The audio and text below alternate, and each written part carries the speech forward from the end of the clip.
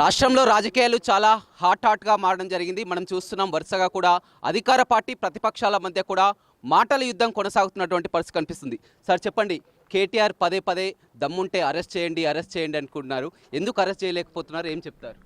అంటే విచారణ జరుగుతుంది కదా, తొందర ఎందుకు పడుతుంది? ఇంకా జీవితం చాలా కాలం ఉంది. ఆయనకి ఎన్నో ఏళ్ళు జైల్లో గడిపేది ఉన్నది. తొందరపడవద్దు. కొంచెం ఏదైనా సరే చట్టం తన ఏదైనా చర్యలు తీసుకోవాలంటే ఆషామాషి కాదు. ఎందుకంటే 10 ఏళ్ళు చేసిన పాపాలు ఊరికనే వదిలేస్తే అరెస్ట్ చేసి వదిలేయడం ఉండదు. వాళ్ళ పాపాల చిట్ట చాలా ఉంది. కాళేశ్వరం కుంభకోణంతో సహా 10 ఏళ్ల పాటు ఏ విధంగా కేసీఆర్ కుటుంబం కేటీఆర్ దోసుకున్నది అనేది తెలంగాణ ప్రజలందరికీ తెలుసు.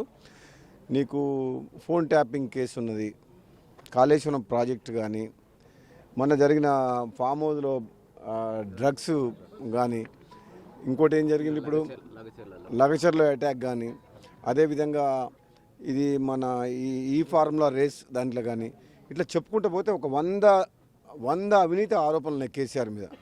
కేసీఆర్కి ఎందుకు తొందరపడుతున్నా నాకు అర్థం కాదు. ఇప్పుడే స్టార్ట్ అయింది గేమ్, ఆట మొదలైందే ఇప్పుడు. డెఫినెట్గా గత 10 ఏళ్ల కాలంలో బీఆర్ఎస్ ప్రభుత్వం కేసీఆర్ కుటుంబం అవినీతి ఏదైతే చేసిందో తప్పకుండా ఈ కాంగ్రెస్ పార్టీ గతంలో చెప్పినాం, మళ్ళీ చెప్తున్నాం. కవిత ఆల్రెడీ జైలుకు పోయి వచ్చింది, చూసిండ్రు. కేటీఆర్కి పోతాడు. కేసీఆర్ కూడా అవసరమైతే కాళేశ్వరం ప్రాజెక్టు విషయంలో పోవాల్సి వస్తుంది. ఈ రకంగా ఎవరైనా తప్పు చేసిన కేసీఆర్ జైలుకు పోవాల్సిందే. దానిలో కేటీఆర్ ఎందుకు తొందరపడుతుంది దాంట్లో? కానీ జైలుకి వెళ్తే ముఖ్యమంత్రి అవుతారు అనుకుంటున్నారు. ప్రతి వారు కూడా జైలు నుంచి వచ్చిన వారంతా కూడా ముఖ్యమంత్రులు అవుతారు. గతంలో జగన్ని చూడడం జరిగింది, రేవంత్ రెడ్డిని చూడడం. కేటీఆర్ కూడా అదే, నేను జైలుకి వెళ్తే యోగా చేసుకుంటా, ఫిట్ అయ్యి వస్తా, బయటకు వచ్చి మళ్ళీ పాదయాత్ర చేస్తా అంటారు. జైలుకి వెళ్ళిన వారంతా ముఖ్యమంత్రి అవుతారు అనుకుంటున్నారు, ఏమనుకుంటున్నారు? ఏమో మరి, జైలుకి వెళ్ళిన తర్వాత ముఖ్యమంత్రి అవుతారా? మళ్ళీ కవిత జైలుకు పోయి వచ్చిన తర్వాత డిప్రెషన్లో పోయి మొత్తం పేషెంట్ అయిపోయింది. అట్లా కూడా కావచ్చు కేసీఆర్, మా కేటీఆర్. ఇప్పుడు మీకు కవిత కనబడుతుందా బయట? జైలుకు పోయి వచ్చిన తర్వాత తప్పు చేయనోళ్ళు అయితేనేమో, అనవసరంగా ప్రజల పక్షాన పోరాటం చేసిన వాళ్ళు, తెలంగాణ ఉద్యమంలో ఉన్నోళ్ళు, ప్రభుత్వానికి వ్యతిరేక అవినీతికి వ్యతిరేకంగా పోరాటం చేసిన వాళ్ళు అయితేనేమో ఏదైనా మళ్ళీ రావచ్చు ప్రజల పక్షాన అక్రమంగా అరెస్ట్ చేసి జైలుకు పంపిస్తే. కానీ వీళ్ళు అవినీతి చేసి జైలుకు పోయిండ్రు. అవినీతి జైలుకు పోయేసి ఇప్పుడు కవిత మద్యం కేసులు జైలుకు పోయి వచ్చింది. ఇప్పుడు బయట కనబడతలేదు, ఎందుకంటే తప్పు చేసింది, ముఖం లేదు, ఇప్పుడు బయట కనబడుతుందుకు. ఆ విధంగా కేటీఆర్ కూడా అవినీతి ఆరోపణలు రుజువైన తర్వాత ఆయన యోగా చేసుకోమను, లేదంటే అడవులకు పోయి సన్యాసం పుచ్చుకోమని, గడ్డం పెంచుకొని తిరగమని ఇప్పుడు మధ్యకాలంలో బాగా అటాకింగ్ మొదలైంది కేటీఆర్, హరీష్ రావు. మొత్తం కూడా రేపు డిసెంబర్ నాటికి కూడా సంవత్సరం జరుగుతుంది. సంవత్సరం అని కూడా కాంగ్రెస్ పార్టీ ఉత్సవాలకు కూడా సిద్ధమవుతుంది. ఏ ముఖం పెట్టుకొని ఉత్సవాలు చేస్తారు, ఏం సాధించారు ఈ సంవత్సర కాలంలో అని కూడా కేటీఆర్, హరీష్ రావు చెప్తున్నటువంటి పరిస్థితి. ఏ విషయంలో వాళ్ళు ఎందుకు చేయకూడదు? 6 గ్యారంటీలు ఇచ్చారు, అమలు చేయలేదు. ఏ ముఖం పెట్టుకొని ఈ విధంగా? ఎందుకు ఉచితంగా మహిళలకు బస్సులు ఇచ్చినాం కదా, అదేవిధంగా సిలిండర్ ఇచ్చినాం కదా, 200 యూనిట్ల కరెంట్ ఇచ్చినాం కదా. చేస్తాం. వాళ్ళు చిన్న భిన్నం చేసిపోయిన ఆర్థిక వ్యవస్థ తెలంగాణ రాష్ట్రాన్ని. మేము అనుకోలేదు ఇంత ఘోరంగా ఉందని చెప్పేసి. ప్రజలకు ఇచ్చిన హామీల విషయంలో కాంగ్రెస్ పార్టీ కట్టుబడి ఉంది. కానీ వాళ్ళు చేసిన నిర్వాహకం వల్ల రాష్ట్రం అప్పులపాలై ఆగమాగం పరిస్థితి ఉన్నది. దాన్ని చక్కదిద్దాలంటే టైం పడుతుంది అంతే. ఎక్కడ కానీ కాంగ్రెస్ పార్టీ ప్రభుత్వం ఇచ్చిన హామీల విషయంలో వెనుకడుగు వేసే ప్రసక్తే లేదు. నిజంగా ఈరోజు డబ్బులు లేకపోయినా, ఆర్థిక సంక్షోభంలో ఉన్న 18,000 కోట్ల మొత్తం రాలే రైతులకు, మేము ఒప్పుకుంటున్నాం. కానీ 18,000 కోట్ల రూపాయలకు రైతులకు రుణమాఫీ చేసినాం. ఆ విధంగా చాలా రకాల సమస్యలు ఉన్నాయి కాబట్టి ఒక్కొక్క దాన్ని అధిగమించుకుంటూ ముందుకు పోతున్నాం.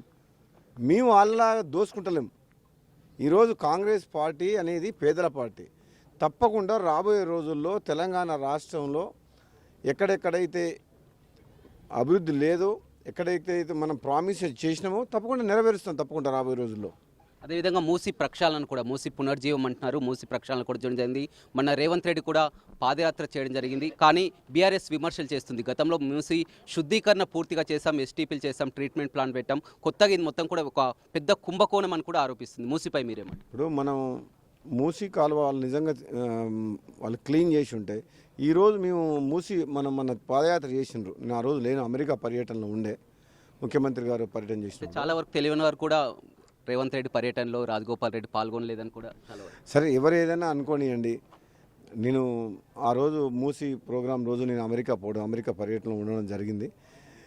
ఒకటి ఈరోజు మూసి పరివాహక ప్రాంతం పైనుంచి కింద దాకా చూస్తే ఎట్లుందో మనందరికీ తెలుసు. వాళ్ళు ఏం శుద్ధి చేసిండ్రు, ఎక్కడ డబ్బులు ఖర్చు పెట్టిండ్రు అనేది మనకు తెలుసు. ఇప్పటికి కూడా మూసి అనేది ఈరోజు ఈ ప్రాంత ప్రజలకు ఒక శాపంగా మారిపోయింది. ముఖ్యంగా నల్లగొండ జిల్లా ప్రజలకు ఎక్కడైతే వ్యర్థాలు హైదరాబాద్లో వదిలేస్తుండ్రో ఇక్కడంతా ఎఫెక్ట్ అయ్యేదంతా నల్గొండ జిల్లా ప్రజలు.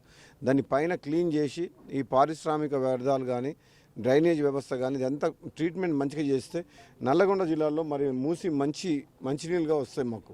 కాబట్టి అది కాంగ్రెస్ ప్రభుత్వం చేస్తామని అంటున్నారు. కాబట్టి కాంగ్రెస్ ప్రభుత్వం ముఖ్యమంత్రి తీసుకున్న నిర్ణయాన్ని అందరం కూడా మనం దాన్ని అభినందించాలి రాబోయే రోజుల్లో. ఎందుకంటే ప్రజల ఆరోగ్యానికి సంబంధించిన ఇష్యూ కాబట్టి ఇది మూసిది ఎన్ని వేల కోట్లు ఖర్చైనా ఎన్ని లక్షల కోట్లు అయినా ప్రజల ఆరోగ్యాన్ని కాపాడాల్సిన బాధ్యత ఈ ప్రభుత్వం మీద ఉంది. కాబట్టి తప్పకుండా చేసి తీరుతుంది ఈ ప్రభుత్వం. Thank you. చూడొచ్చు, మొత్తం మీద కేటీఆర్కు కాంగ్రెస్ పార్టీపై ప్రభుత్వంపై మాట్లాడే అర్హత లేదని గతంలో 10 ఏళ్ల కాలంలో వరకు దోచుకున్నారు. అయితే ఈ సంవత్సర కాలంలో ఇచ్చినటువంటి హామీలన్నీ కూడా పూర్తి చేసుకుంటూ వెళ్తున్నాం. ఖచ్చితంగా ఇచ్చినటువంటి హామీలన్నీ కూడా అమలు చేస్తామని కూడా ఎమ్మెల్యే రాజగోపాల్ రెడ్డి చెప్తున్నారు. అసలైన తొలి వెలుగు. ఫాలో వాట్సాప్ @తొలి వెలుగు అఫీషియల్.